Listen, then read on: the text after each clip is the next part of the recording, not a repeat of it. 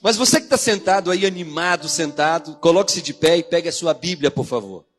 Pastor, eu não trouxe Bíblia. Não tem problema. Você vai ouvir o que eu vou dizer e o que eu vou citar na palavra de Deus. Abra no livro de Isaías, capítulo de número 6. E aí só lembrando que é só as crianças que vão subir, viu? Os adultos podem ficar aqui mesmo, em nome de Jesus. Elas vão para o culto com uma mensagem voltada para elas, da idade delas, com um cognitivo que elas podem compreender. E aqui a gente vai ficar juntos, estudando o que diz em Isaías capítulo 6.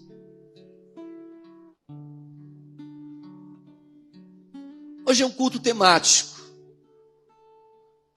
E o tema do culto é missões. O que é isso? Que negócio é esse aí? Que tal de missões é essas aí?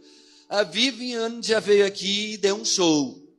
Ela já veio aqui, ensinou sobre o ID de Jesus, já explicou a importância, para quem que tem que se pregar, por que tem que se pregar, né? Ela já fez aqui meio que a sola para que eu possa caminhar, o solo para que eu possa caminhar. E eu fico muito feliz porque eu quero falar ainda sobre missões também. E esse profeta, ele é um profeta que experienciou, ele experimentou uma situação interessante. Eu quero com você meditar nisso. Isaías capítulo 6.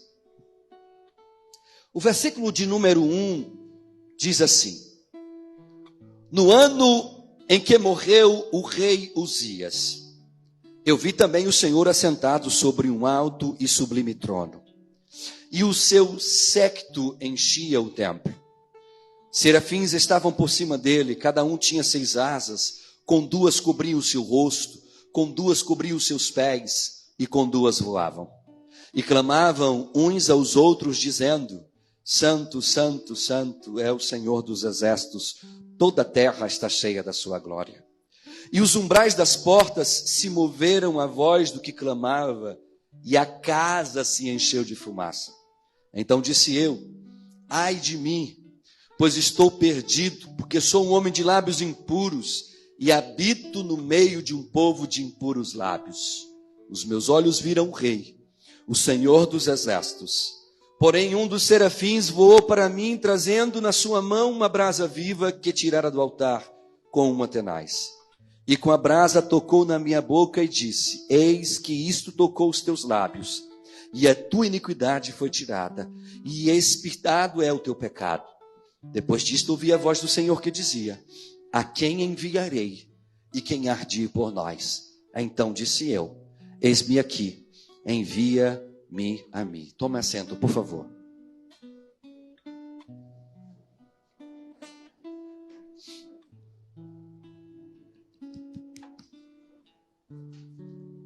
Que Deus me dê graça. No mundo com quase 8 bilhões de pessoas,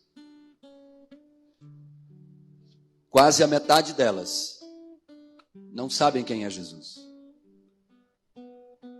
A Viviane estava falando aqui que ela era católica e que num dado momento alguém parou para falar de Jesus e ela descobriu que, sendo católica, ela não conhecia nada sobre Jesus. Quando ela falou isso, eu fiquei pensando assim, eu digo, olha, talvez um católico ouça isso e diga assim: opa, peraí, mas eu conheço Jesus. Como é que ela vem dizer que só veio conhecer Jesus depois que ela virou crente? Eu quero tentar, antes de adentrar nisso, explicar um negócio para você. A Vivi, ela não deixou o catolicismo para ser crente. Ela se tornou uma seguidora de Jesus. E ela se tornou uma seguidora de Jesus porque ela entendeu o que Jesus Cristo veio fazer na terra. Ela compreendeu dentro de si a máxima do que é ser um seguidor de Cristo. Então ela compreendeu, antes eu achava que pelo fato de ir à missa uma vez na semana e fazer a minha reza, eu estava com o meu compromisso com Deus pronto, feito, resolvido. Mas quando alguém parou e falou com ela sobre a missão de Cristo na terra, ela entendeu que o que Cristo queria dela e para com ela não era um relacionamento vazio, como muitas vezes é, e que ela tinha. E ela entendeu que Cristo queria se fazer conhecido na vida dela. Cristo queria fazer parte do dia a dia dela. Que Cristo não estava ainda mais naquela cruz pendurado. Que Jesus tinha morrido naquela cruz, mas ele tinha ressuscitado. E que quando ele ressuscitou, ele trouxe com ele, a Bíblia diz, todo o poder no céu e na terra foi dado a Jesus. A Bíblia fala que ele ficou acima de todo o principado, de toda a potestade, de todo tipo de maldade, de toda obra maligna. Ele se posiciona agora acima de tudo isso. E aqueles que decidirem serem seus seguidores, se tornariam pessoas que experimentariam isto. E por isso ela foi alcançada por um projeto de missões chamado Jesus Salva.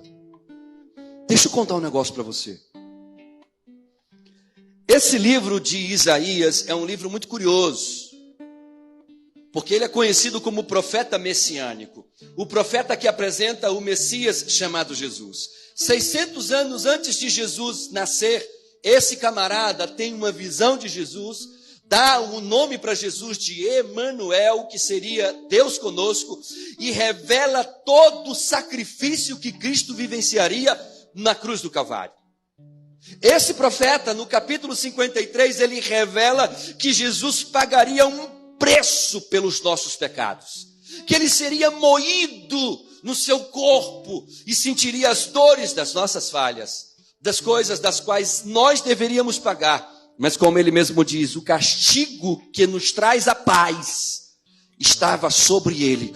Hoje você consegue deitar e dormir com paz deste Deus, porque havia um castigo e uma sentença sobre a minha vida e sobre a tua vida, e um dia Deus olha para a terra, envia o seu filho Jesus, e Jesus paga com a própria vida para que este castigo hoje se transformasse em paz sobre a minha vida e a tua. Você só tem paz por causa de Jesus. Isaías, ele começa o capítulo 6 falando de uma coisa triste. Ele fala no ano que o rei Uzias morreu. Uzias foi um dos melhores reis que tinha em Israel. O moleque começou a reinar com 16 anos de idade. E você talvez olhe para mim e diga assim: pastor, um moleque com 16 anos vai reinar? Bem, em Israel, o garoto com 13 anos, ele já é adulto. A maior idade em Israel para os meninos é 13 anos. Então, com 16 anos, ele já é um adulto experiente para Israel. E a Bíblia diz que o seu pai Amazias morre, e quando morre, ele assume com 16 anos o reinado. E ele se transforma no maior general que houve em Israel. Ninguém aparelhou os exércitos como Uzias aparelhou.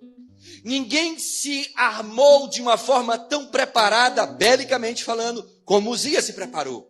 Ele desenvolveu armas que do próprio muro de Jerusalém ele conseguia atingir os soldados inimigos. E ele foi o único rei que fez isso. Eu pude em Israel conhecer cidades que foram fortificadas e que hoje, mais de 3.000 anos, já estamos muito depois de Uzias, ainda estão lá inteiras, intactas, dado a capacidade que ele tinha de engenharia e de crescimento das cidades. Ele foi um cara fantástico. Ele foi tão fantástico que o nome dele faz referência ao próprio Adonai. O nome Uzia, que vem do hebraico Uzihá, e esse Uzihá quer dizer Deus forte, ou Deus é forte. E ele, sendo um representante divino na terra, fez um excelente trabalho e reinou por 52 anos em Israel. Fez com que Israel começasse a tomar de novo fôlego. E aí, quando eu falo Israel, eu falo especificamente do reino do sul, que era o reino de Judá, aonde ele reinava. E quando ele reinou em Israel, e mais especificamente na cidade da região do sul, em Judá, a Bíblia diz que um belo dia, depois de fazer tudo o que ele fazia para Deus, depois das coisas maravilhosas que ele fez para Deus, isso no coração dele cresceu. ele começou a se achar muito. Ele começou a pensar assim, poxa, eu sou o cara mesmo. Ninguém fez o que eu fiz. Ninguém é como eu. Nenhum rei foi como eu. Ninguém aparelhou os exércitos como eu. Ninguém fez os melhores escudos. Ninguém fez as melhores armas. Eu realmente sou muito bom. E ele decide entrar no templo. E no templo só quem poderia entrar eram os levitas. E dos levitas só quem poderia entrar eram os sacerdotes. E ele entra dentro do templo e vai até o incensário do templo, aonde nenhuma pessoa que não fosse levita e sacerdote poderia chegar. Ele adentra no templo, vai lá no incensário, pega o incensário e levanta ele para oferecer incenso a Deus. Os sacerdotes entram em pânico. E a Bíblia fala que os sacerdotes correm para dentro do templo. Isso está em 2 Crônicas, capítulo 26. E correm para dentro do templo e vão até Uzias e larga isso, você está maluco? Tu não és levita, nem sacerdote, ninguém pode tocar nisso. A lei de Moisés diz que nenhum humano pode tocar no incensário se ele não for sacerdote. E ele se revolta e começa a balançar o incensário, porque ele dizia dentro de si, um cara como eu, com a grandeza que eu sou, Deus não me fará nada. Mas um sacerdote olha bem na testa dele e diz assim, o que é isso na tua testa? Uma mancha branca começa a aparecer enquanto ele está balançando o incenso. E um sacerdote chega perto e diz, isso é lepra. Deus acabou de tocar com a lepra. Ele começa a sentir o corpo dele ficar leproso. Ele entrega o incensário, corre para fora do templo junto com os sacerdotes. E ele foi isolado e morreu com lepra. E no ano que ele morre, Isaías tem uma visão porque o desespero toma conta da cidade. Morreu o grande rei Uzias.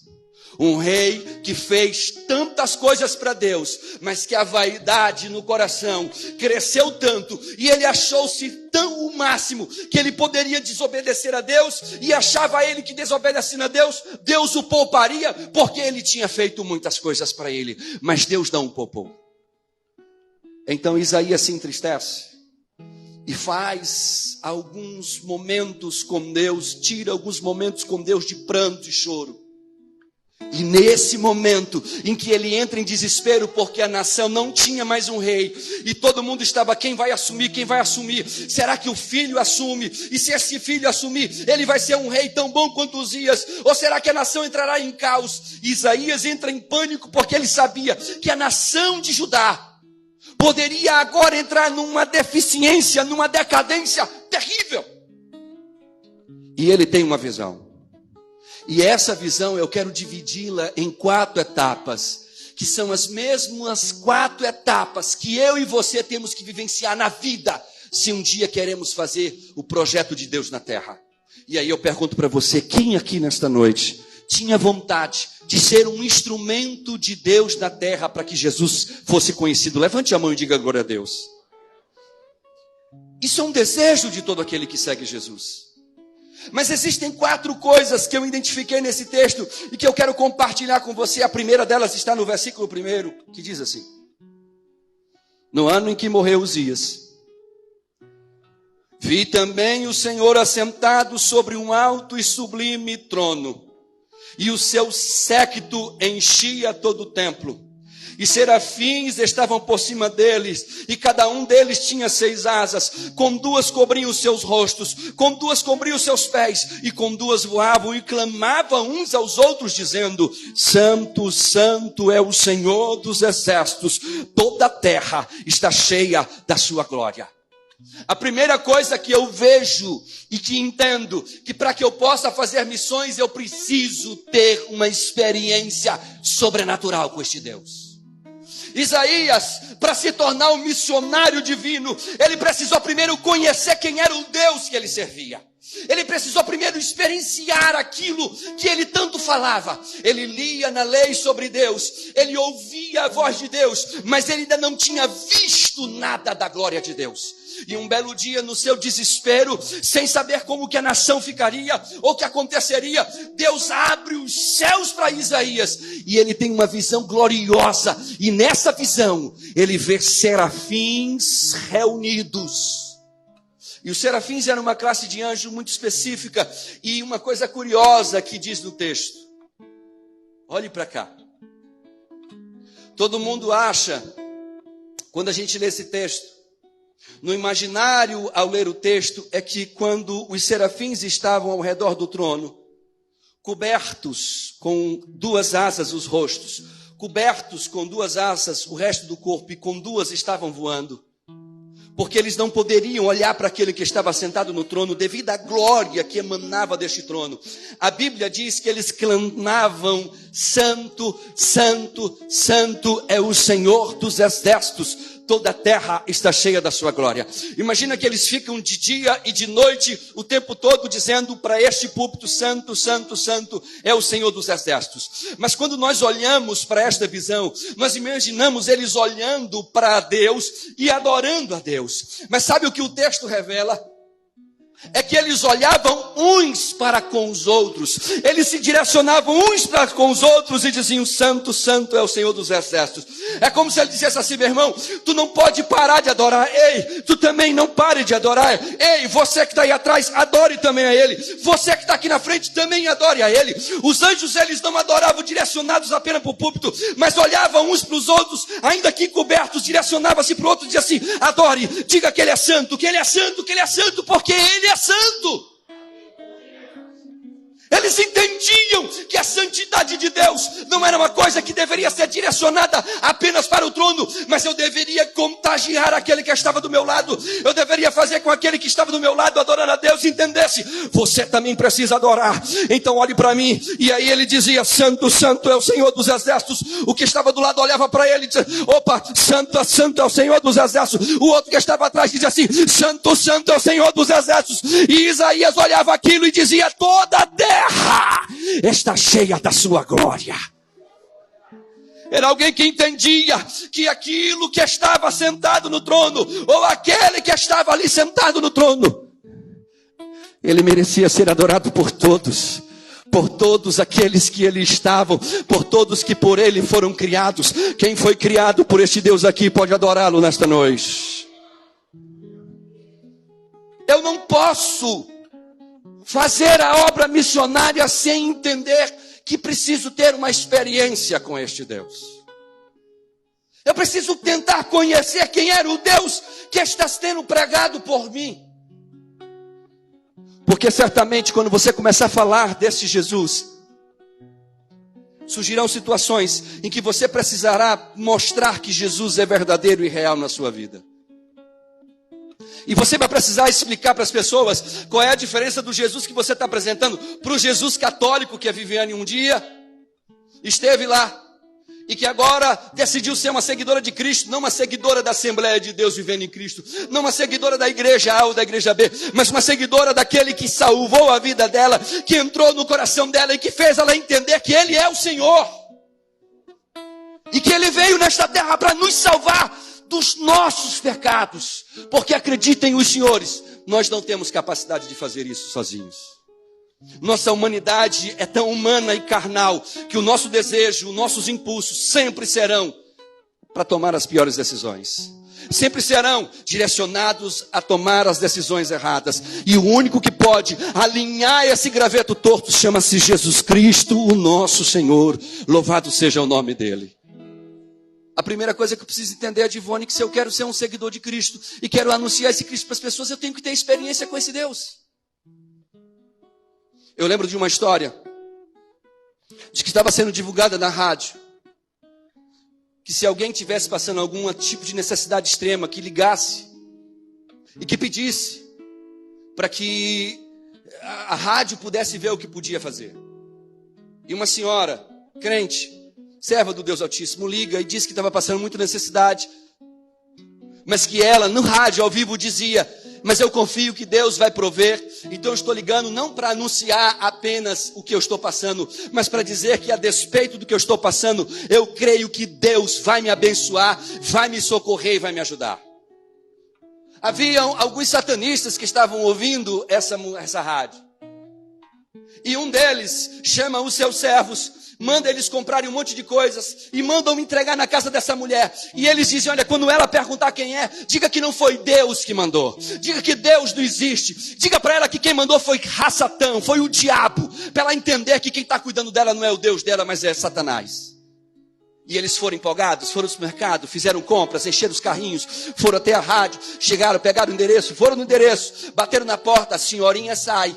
E eles entregam, e ela não fala nada, ela só diz obrigado e vai entrando. E eles, opa, a senhora não quer nem saber quem é que veio e enviou isso para vocês. Quem foi a pessoa disse, não quero saber não, porque quando Deus quer, Ele usa até o diabo. E isso não é uma história que a gente conta como se fosse uma piada. Isso é uma história que a gente conta para entender que nesta terra eu preciso ter experiências sobrenaturais com esse Deus, para entender que neste reino universal que existe, até mesmo os demônios estão sujeitos ao Deus que nós servimos e ao Deus que eu e você estamos pregando. E se eu tiver essa experiência, então eu posso chegar para uma pessoa e dizer assim, eu vim te anunciar Jesus, porque Jesus ele é real na minha vida, eu o sinto, eu o percebo e eu o vejo nos cuidados do dia a dia. Quem entende o que eu estou dizendo nesta noite? Eu preciso ter uma experiência com Deus. É a primeira coisa que eu preciso compreender. Se eu não entender que eu não tenho uma experiência, como que eu vou anunciar Jesus para as pessoas? Como que eu posso anunciar esse Deus para 8 bilhões de pessoas que existem na Terra?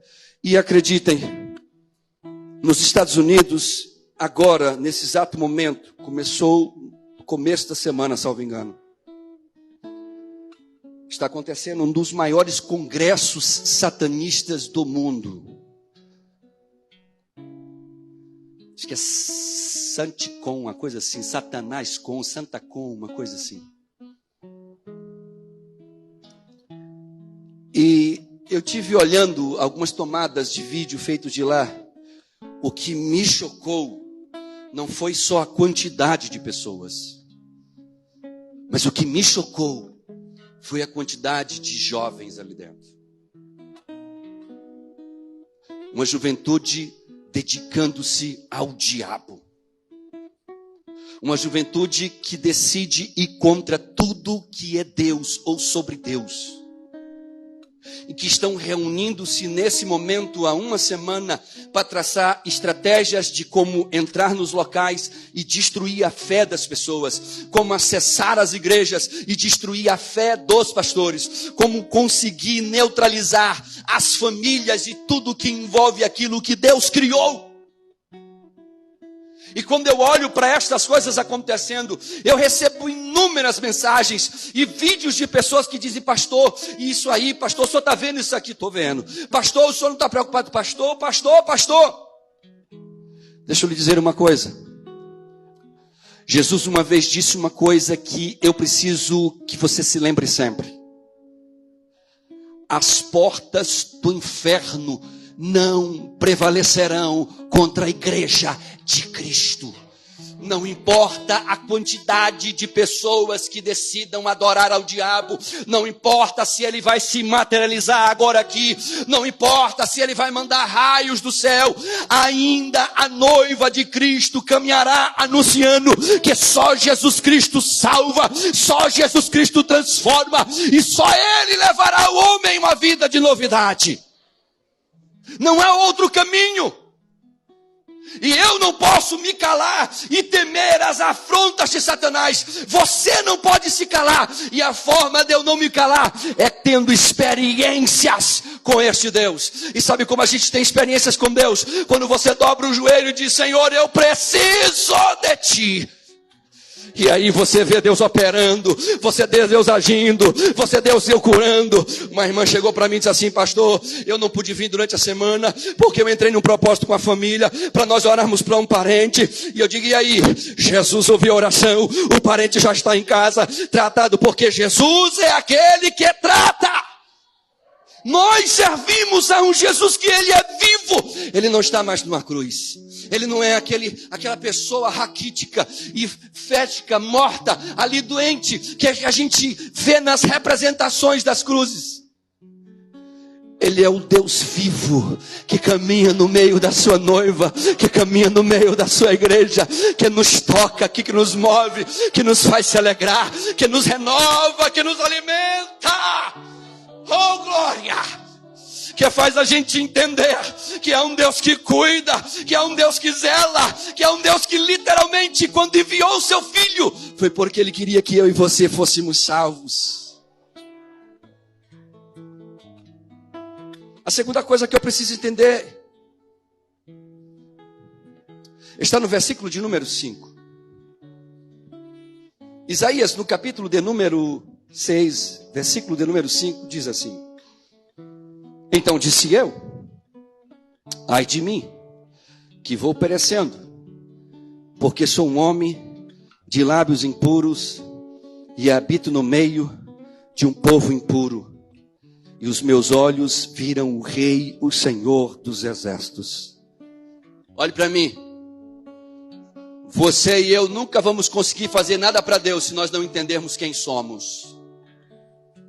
Se você não compreender quem você é nessa terra, você nunca vai conseguir fazer nada para Deus. Você nunca vai avançar diante deste Deus. E sabe por que você nunca vai avançar? Porque a primeira coisa que eu preciso ver quando se refere à obra é quem eu sou nesta obra. E sabe por que Uzias morreu? Sabe por que Uzias perdeu todas as credenciais que tinha com esse Deus? Porque em um dado momento ele esqueceu que ele nada mais era do que um pecador. Ele esqueceu que ele nada mais era do que um simples homem. E que toda a grandeza do seu reinado não era fruto da sua força, da sua sabedoria, da sua capacidade de lidar com as coisas bélicas, mas é porque nele e através dele se manifestava o Espírito de Deus. Este homem chamado Isaías, quando olhou a glória de Deus, ele disse: eu não sou nada, eu não sou ninguém, eu não sou capaz. Mas sabe quem estava dizendo isso? Um dos maiores profetas que a Bíblia teve. Você sabe quem estava dizendo isso? O único profeta que é chamado de profeta messiânico, o único que pode ver o nome de Jesus sendo revelado, e mesmo sendo grande como ele era, ele olhava para si no espelho e dizia: eu não sou ninguém, eu não sou nada, eu não posso nada, eu não tenho nada, mas ele tem, aleluia.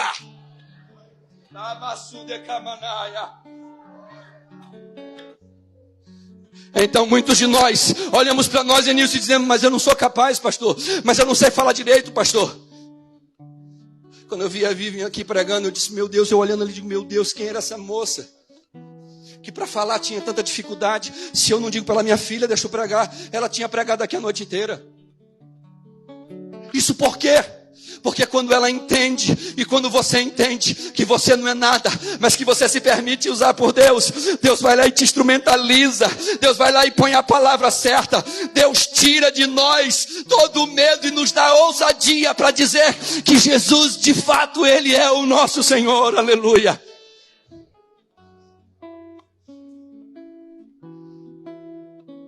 As pessoas às vezes dizem: pastor, mas eu me sinto tão incapaz. Algumas pessoas que cantam aqui já chegaram para mim algumas vezes e disseram assim: pastor, a minha voz é tão ruim.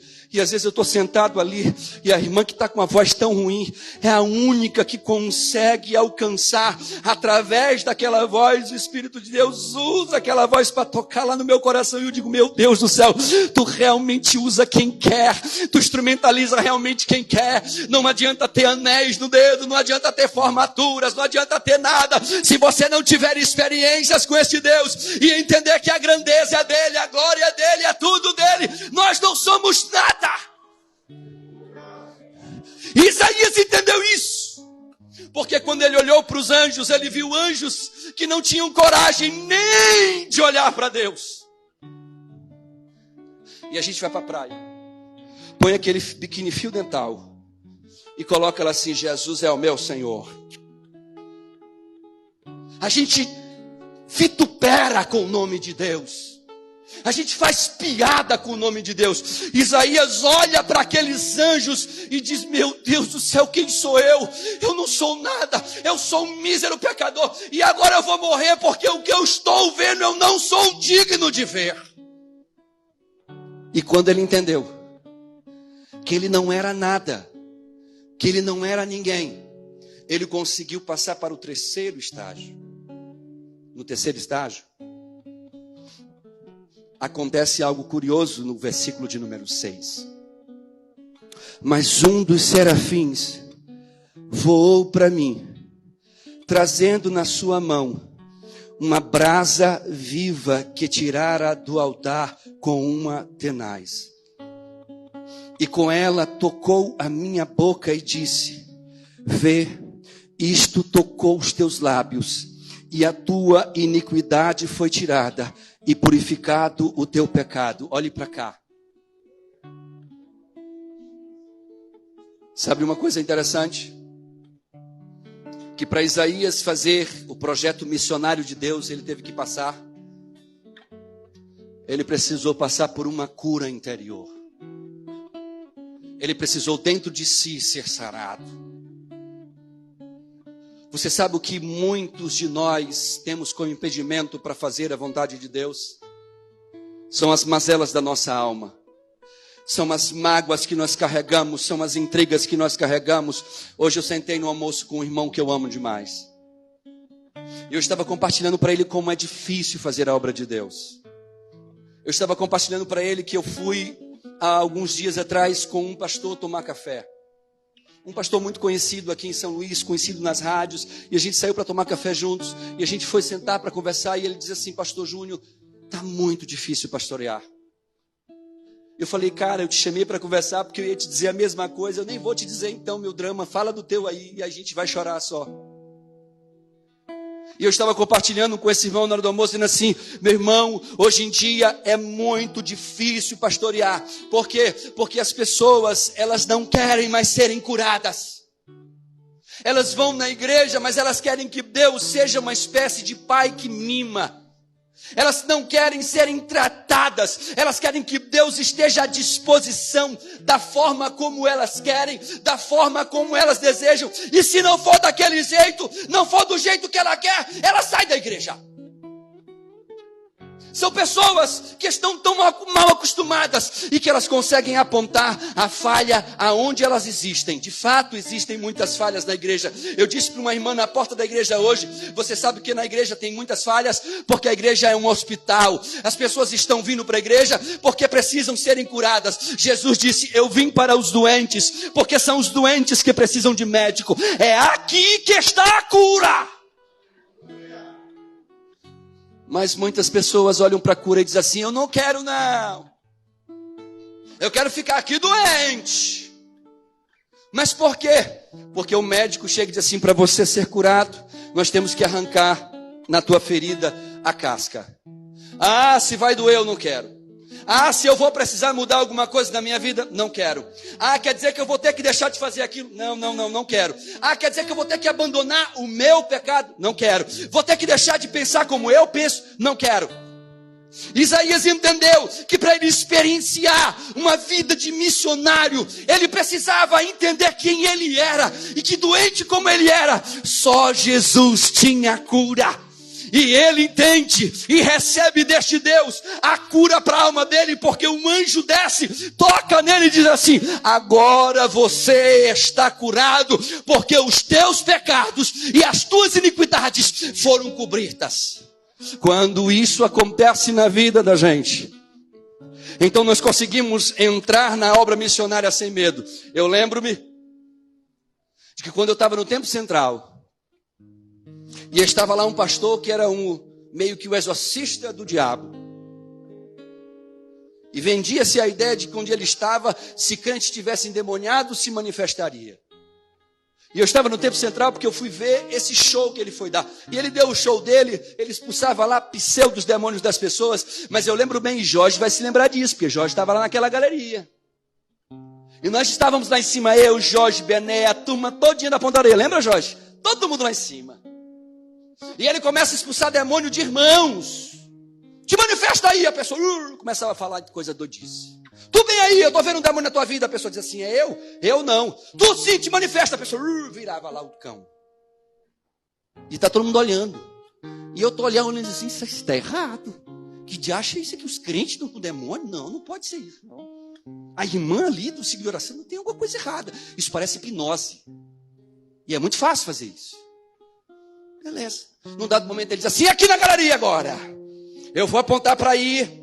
E já eu vou subir, vou expulsar demônios. Olha para trás. Tinha uma porta menor do que essa porta aqui. Meu amigo, era uma muvucada de gente tentando sair. E Jorge, todo mundo corre. Vou embora que eu não vou ficar aqui. Tu lembra, Jorginho, disso?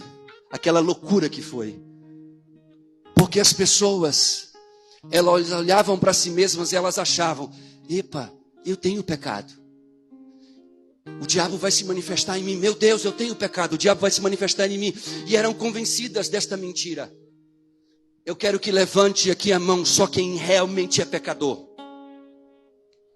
Então, se você é pecador, sabe por que você é pecador? Porque você peca. Mas levanta a mão. Quem foi lavado e redimido pelo sangue de Jesus. Quem todos os dias diz assim, Senhor, eu pequei de novo, mas eu preciso do teu perdão. E o Espírito de Deus vai lá, abraça a gente como uma brasa viva e diz assim, eu sou aquele que perdoa, porque Jesus morreu na cruz pelos teus pecados. E isso precisa ser entendido na mente do cristão. Por isso a igreja é um lugar que é um hospital. É onde nós entendemos que as nossas mazelas, sim, precisam ser tratadas. Sim, aqui é o local onde você é confrontado. Sim, aqui é o local onde você descobre que por achar que estava tão certo, não estava. Por achar que era o bonzão, não é não. Por achar que podia fazer o que queria, não é assim que funciona a banda. E quando nós entendemos isso, nós passamos para o último estágio. Olhe para a Bíblia, por favor. Eu já estou encerrando. O versículo de número 8 diz assim.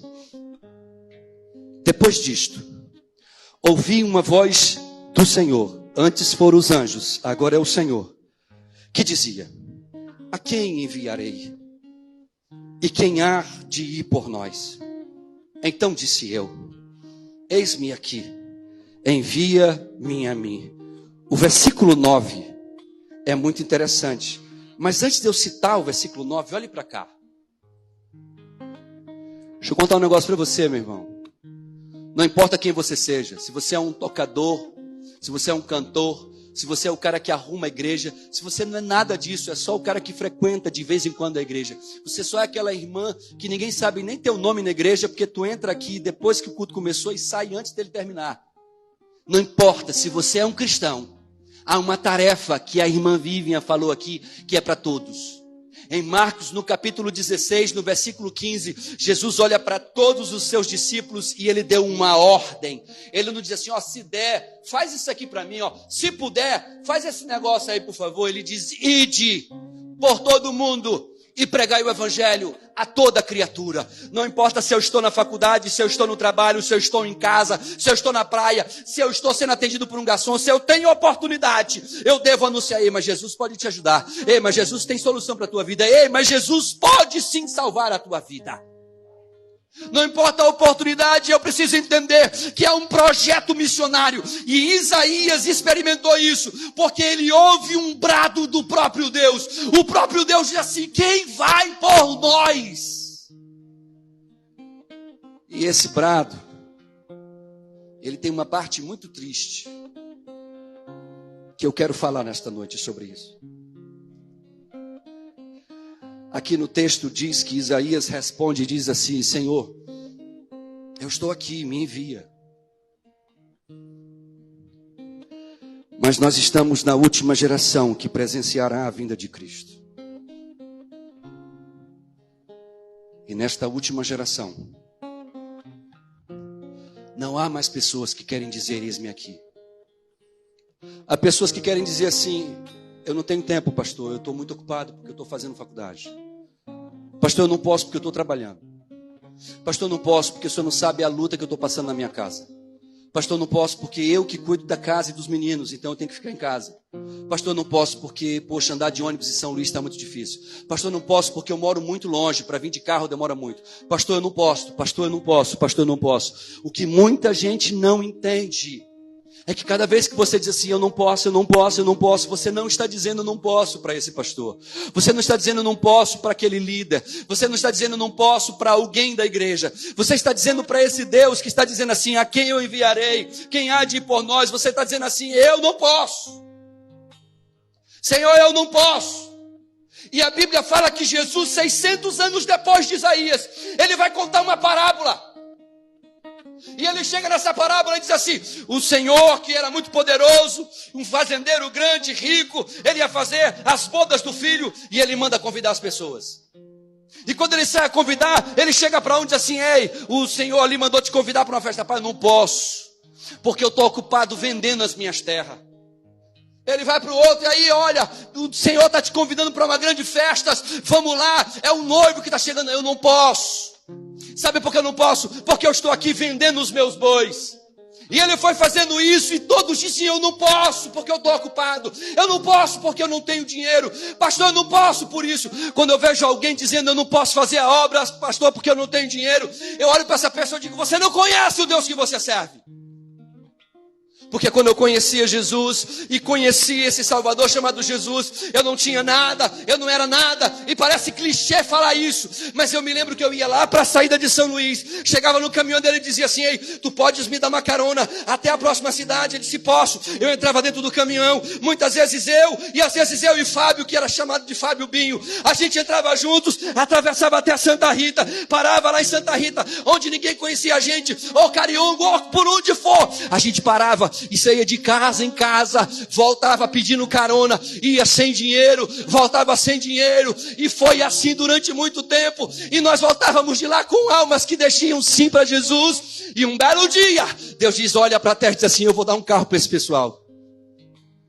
E Deus vai usar alguém, e vai na minha porta e diz assim, nunca lá esqueci disso, uma mulher para na minha porta. Quem é o missionário aqui? Falei assim, ó, eu não sou missionário, eu sou crente, mas eu amo missões. Então é você mesmo. O Senhor mandou te dar esse carro aqui. Era um Fiat Uno.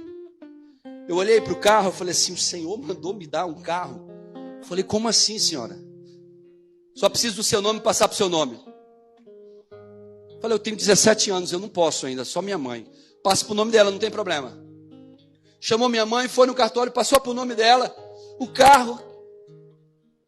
E aí esse Fiat Uno, eu acabei arrancando os bancos de trás dele para encher de roupa, de donativos, porque coloquei um som, daquele som que ninguém gosta de usar, que tem alguns ouvintes aqui que quando ouve um som desse assim, pelo amor de Deus, pastor, desliga, botei um som que parecia mais uma coisa, mas era tão bom, meu irmão.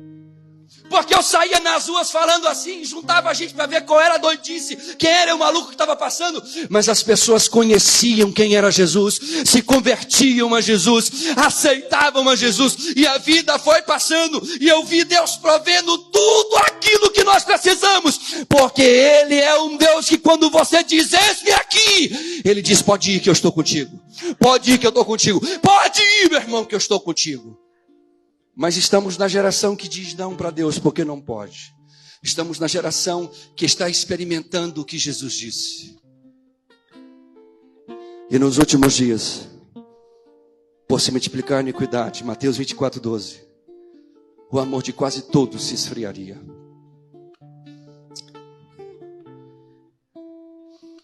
Eu estaria mentindo para você, ovelha, se eu dissesse para você que eu não já pensei em desistir de ser pastor 1 milhão de vezes. E sabe por quê? Porque eu nunca vi uma geração tão egocêntrica como esta. Eu nunca vi uma geração que pensa tanto só em si do que no vizinho que está do lado, do irmão, do que nesta. O irmão está passando por um problema de saúde. Ele sabe vir para a oração.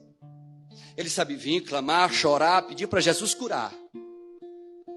Mas se o vizinho dele estiver precisando da mesma oração, ele está cansado demais para acordar às 6 horas da manhã para vir orar.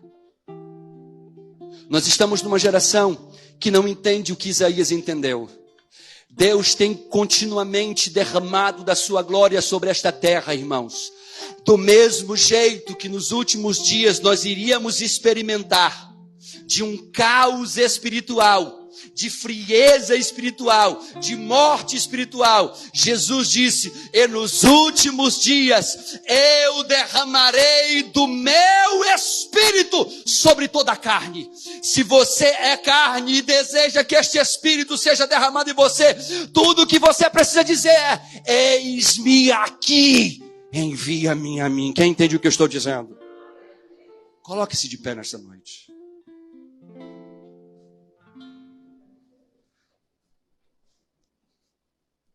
Para encerrar a minha fala, eu quero dizer o que Deus disse para Isaías, que é muito curioso. Porque quando Isaías disse para Deus, ao ouvir o clamor de Deus, quem iria por nós? Quem vai anunciar por nós? Isaías vira para Deus e diz assim: eis-me aqui, me envia, me usa, me instrumentaliza, eu quero. Quando alguém se dispôs como Isaías se dispôs, a resposta de Deus é muito interessante. Porque Deus poderia dizer para Isaías: mas Isaías não é um pecador, cara. Isaías, tu acabou de receber um Atenais na boca para sarar a tua iniquidade. Cara, tu está no processo de cura.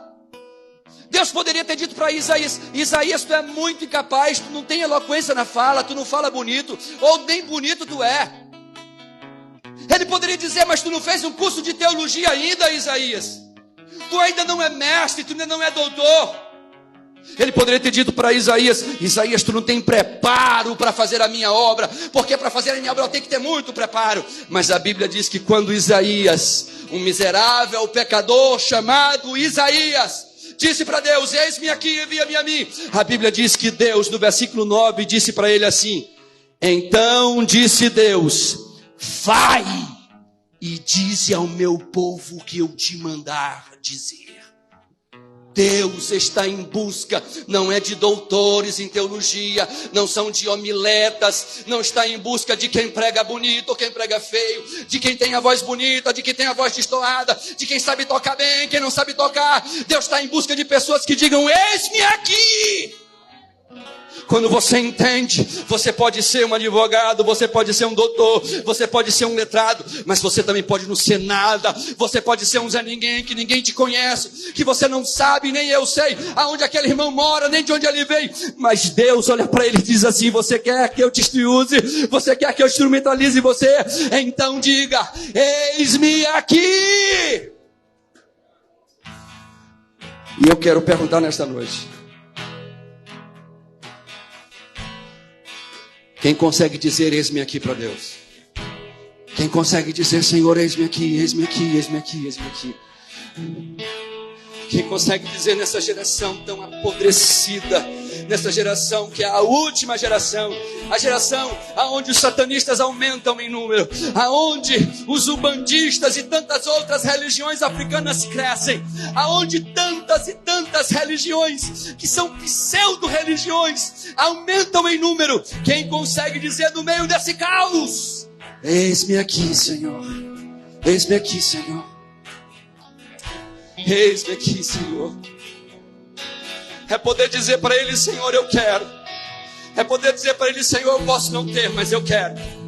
Senhor, eu não tenho um carro, mas eu tenho pés.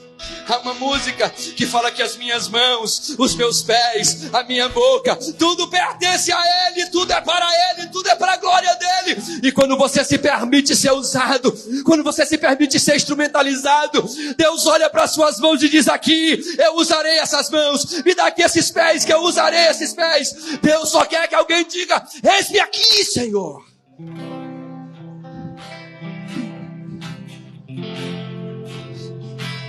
E há pessoas que estão morrendo do nosso lado.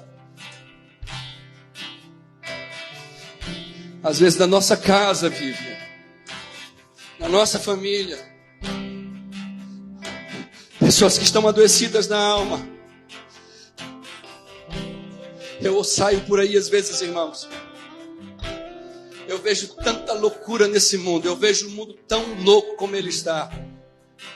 E uma juventude tão perdida, tão desesperada. Uma juventude tão, apodrecida, que não quer mais saber de Deus. E as pessoas às vezes não entendem que Deus está em busca de quem diga: eis-me aqui. Às vezes as pessoas não entendem que Deus está em busca de pessoas apenas que digam: Senhor, eu quero ser um instrumento das tuas mãos. Quem entende isso nesta noite e deseja dizer para Deus: eis-me aqui. Então eu quero te convidar nesta noite a dizer: Senhor, eis-me aqui. Eis-me aqui, Senhor. Eis-me aqui. As minhas desculpas, Senhor, eu deixo nesta noite de lado. Eu deixo de lado a desculpa que eu te dou porque eu sou pecador. A desculpa que eu te dou porque eu sou falho. A desculpa que eu te dou porque eu erro. Porque ainda que eu seja um miserável pecador, eu tenho um Deus que é abundante em misericórdia, que é abundante em renovar, em transformar e encher de graça a vida daqueles que querem.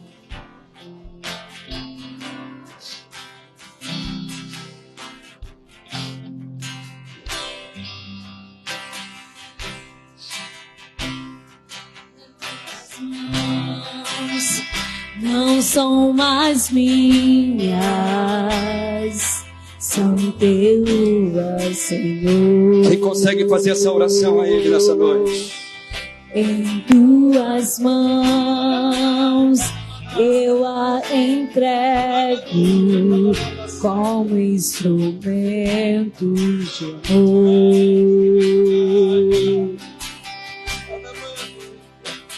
Usa as minhas mãos para abençoar alguém que precisa de um milagre. Usa as nossas mãos, Senhor.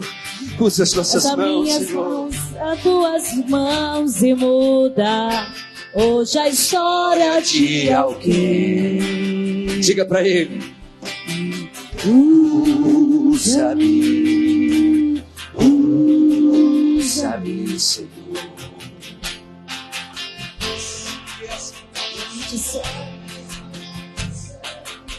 Usa-me, oh, usa-me, usa-me, Senhor. Se te serve a minha vida, eis-me aqui, aleluia. Oh! Meus pés não são mais meus pés, são teus, Senhor. E ao teu querer eu os entrego como um veículo.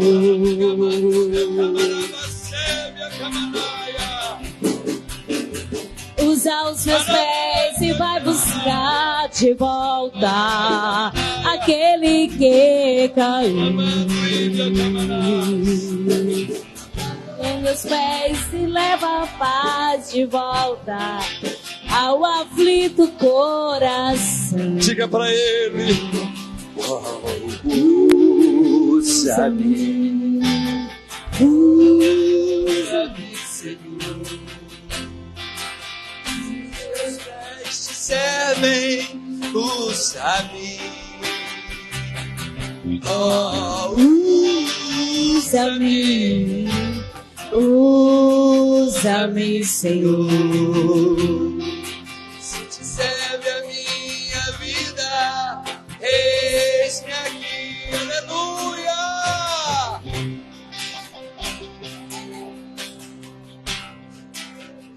Senhor, olha para nós nessa noite, Deus. Olha para esta geração, Pai. Estamos na última geração. Meu Deus, a Tua palavra de forma fiel se cumpre. Jesus está voltando.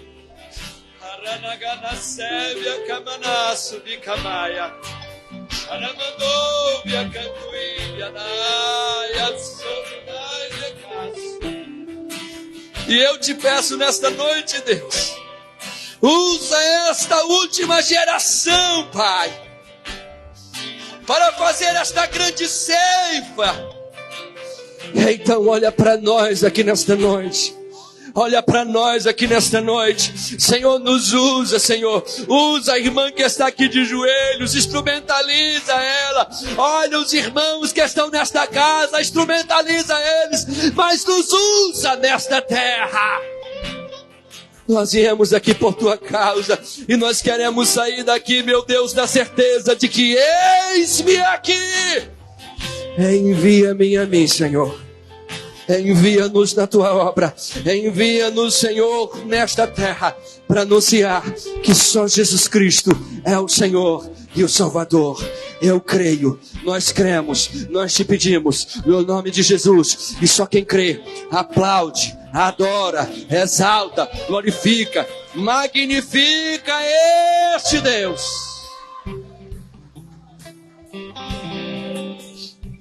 Olhe para cá, fica aqui. Quem entende aqui nessa igreja que tem um chamado de Deus? Se você entende que tem um chamado de Deus na sua vida específica, eu quero que você venha aqui na frente. Venha rápido, por favor.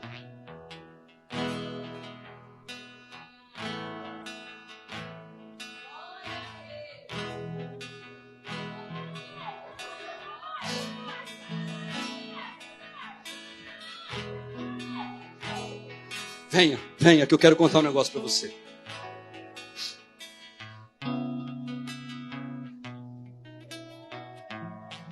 Eu estive na convenção final de semana passado, se eu não estiver enganado. 36 pessoas estavam lá. Chega para cá, sim, pode chegar. Pode dar espaço, porque eu sei que tem pessoas que entendem que tem um chamado de Deus. Tem gente aqui, Carly, que era para estar cantando, pregando, orando. Tem gente aqui que era para estar fazendo tanta coisa para Deus. E não há mais desculpas para nós darmos para Deus. Não há mais o que dizer para Deus. Não há mais como falar, Jorge, Deus, eu não posso. Estamos chegando no momento em que haverá uma divisão entre quem é e quem não é. E é por isso que há tanto caos sendo preparado para este mundo. É por isso que o mundo, teologicamente falando, os estudiosos da Bíblia, estão olhando para o mundo e dizendo, meu Deus, chegamos na geração que ninguém queria chegar. Que é uma geração que ou você decide ser, ou você esquece que é. Ou você entende para que foi chamado, ou desiste desse negócio.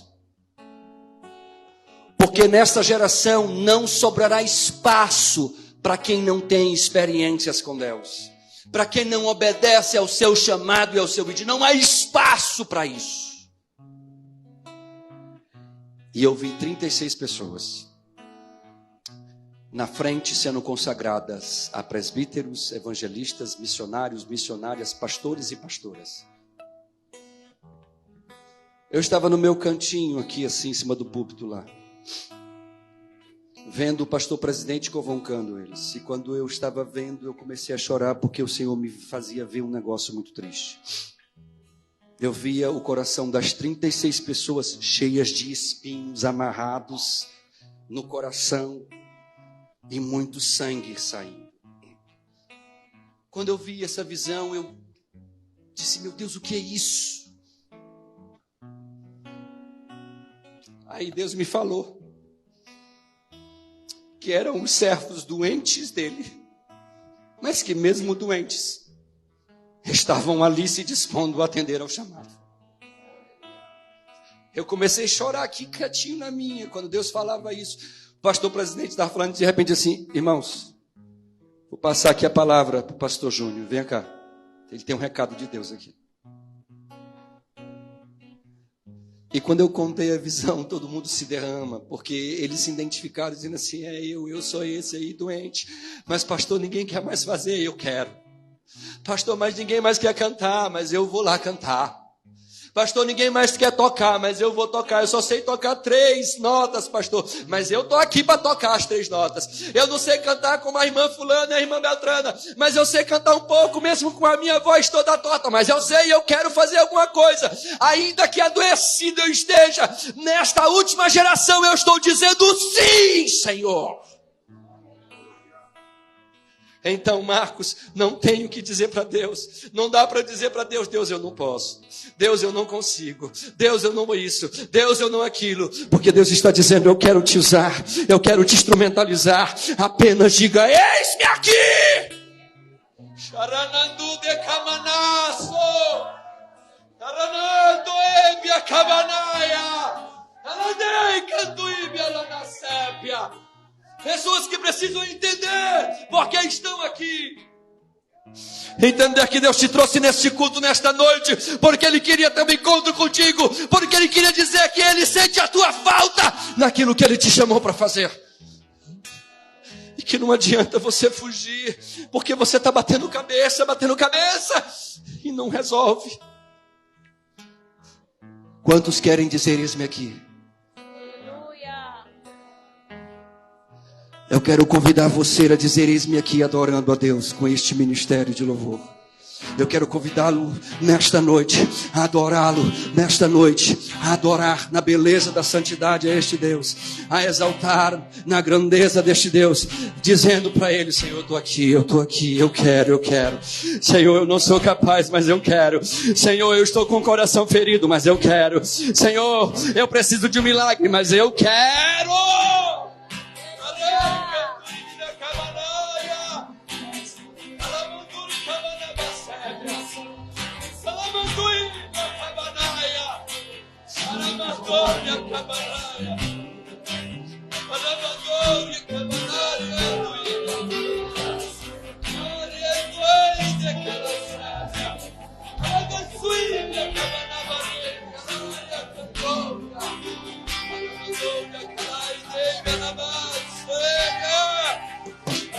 Usa as minhas mãos para abençoar alguém que precisa de um milagre. Faça das mãos as tuas mãos e muda hoje a história de alguém.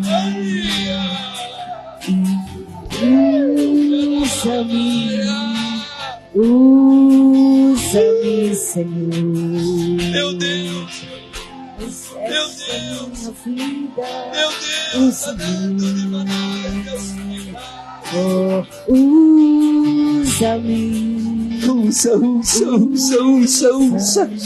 usa, diga para Ele: Senhor, me usa novamente,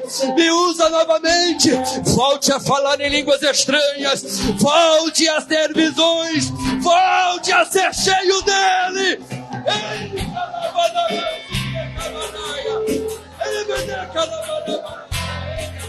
São teu, Senhor.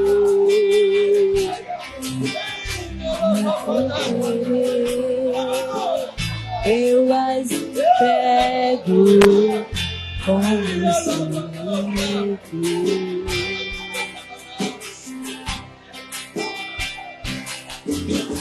usa os teus pés e vai buscar de volta aquele que caiu. Vai com os seus pés e vai de volta ao aflito coração. Corações, Deus, cura nessa noite. Restaura visões nesta noite. Volte a ter visões espirituais nesta noite. Volte a ter sonhos espirituais nesta noite. Volte para a presença dEle nesta noite. Ele mandou.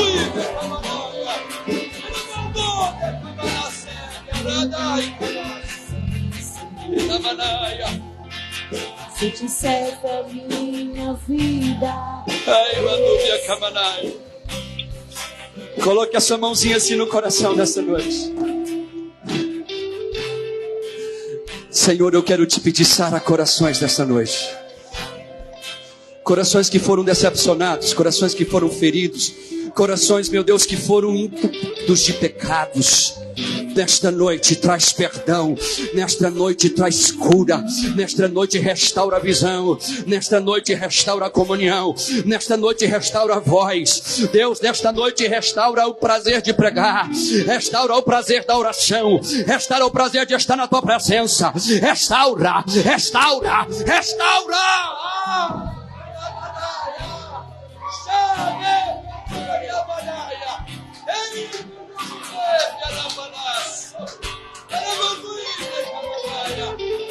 Restaura, restaura, restaura. Restaura, restaura, restaura, restaura. Eu quero te pedir restauração nesta noite. Restaura, Deus, sonhos e projetos. Restaura, Deus. Ah, meu Deus, aquele ouvido sensível dá de novo o prazer de ouvir a tua voz. Ah, Deus, o prazer de te adorar, em te louvar, traz de novo este prazer. Em o nome de Yeshua Mashiach. Todo impedimento diabólico, todos os planos de Satanás contra a tua vida, tudo que o diabo projetou, tudo aquilo que ele fez para te paralisar, nesta noite, em nome de Jesus, seja destruído. Volte a caminhar na presença deste Deus. Volte a caminhar na presença deste Deus. Volte a caminhar na presença dele.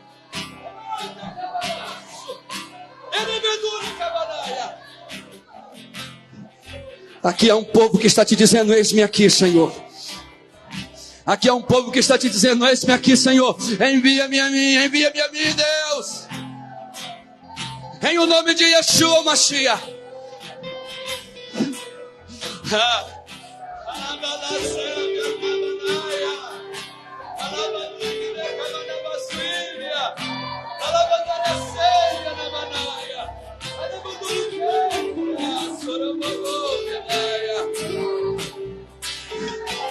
A tua igreja te adora nesta noite. A tua igreja te exalta nesta noite. A tua igreja fala em línguas contigo nesta noite. A tua igreja nesta noite te diz: eis-me aqui, Senhor. Abraça a tua igreja nesta noite. Nos abraça, Senhor, como filhos que estão voltando para a casa do Pai. Abraça-nos como aquele filho pródigo, Senhor, que recebeu de ti anel novo, capa nova, sandálias novas. Nos dá tudo novo, Pai. Que nos usa nesta terra. Nos usa nesta terra. Nos usa nesta terra. Nos usa, nos usa, nos usa, Senhor. Nós queremos ser usados por ti, Senhor. Nos dá ousadia, nos dá intrepidez, nos ajuda. Aonde erramos, meu Deus, em nome de Jesus, perdoa, mas nos ajuda.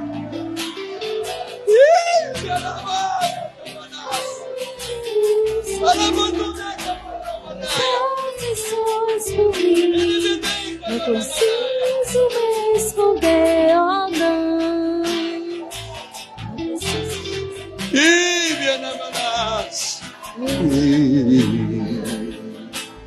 Não preciso mais.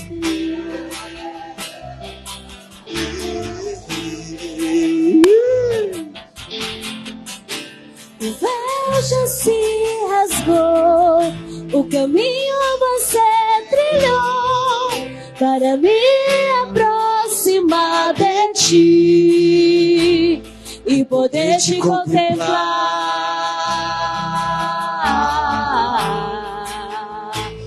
E poder te contemplar.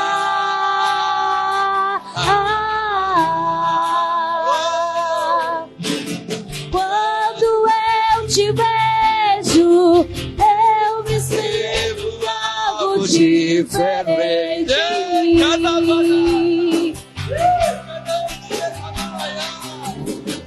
Quando eu te contemplo, eu me torno cada vez mais semelhante a ti, Jesus. Só quero ver você. Só quero. Diga pra ele.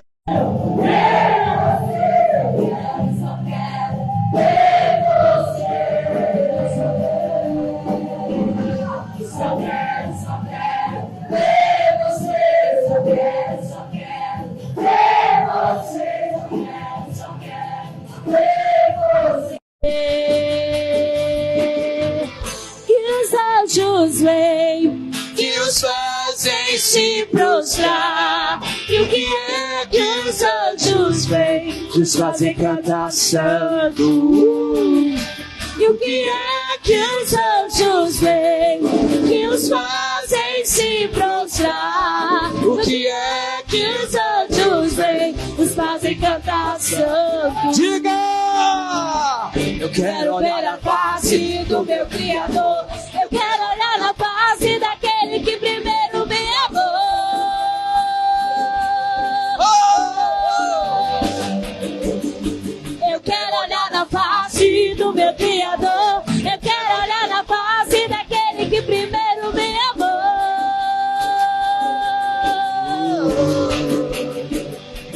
só quero ter você, só quero ter você, só quero ter você. Só quero ver você, só quero ver você, só quero ver você.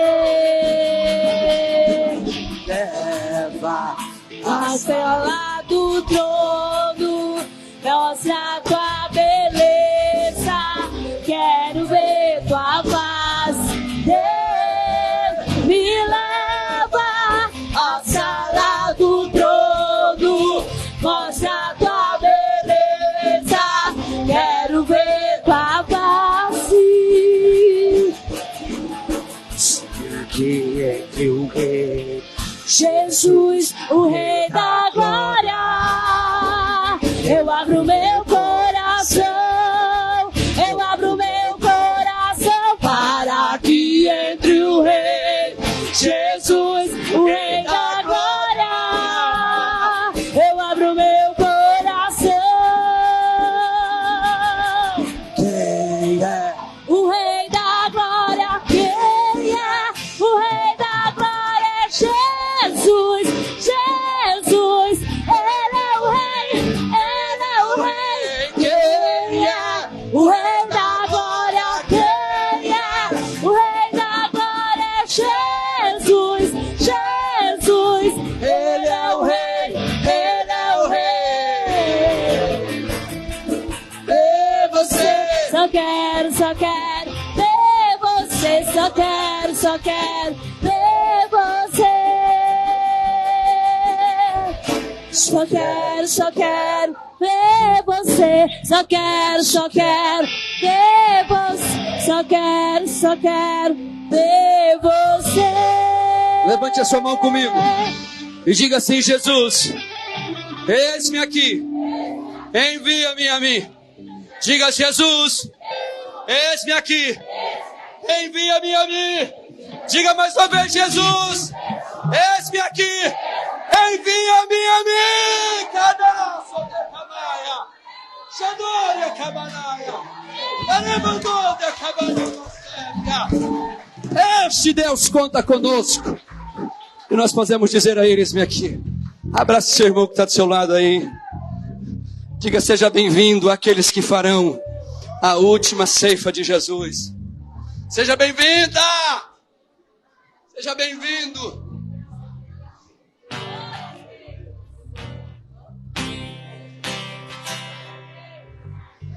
Aleluia!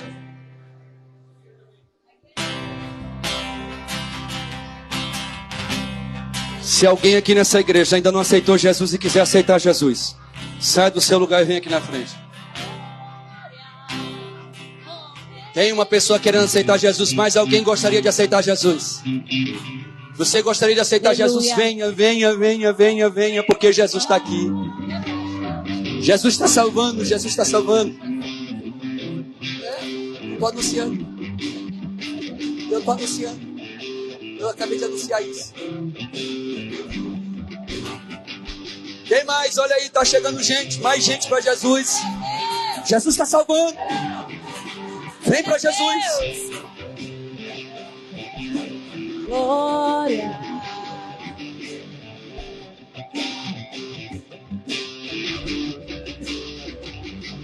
Entregue a sua vida para Ele hoje.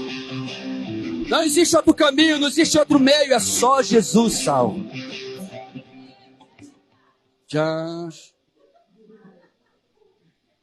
Você gostaria de entregar a sua vida para Jesus?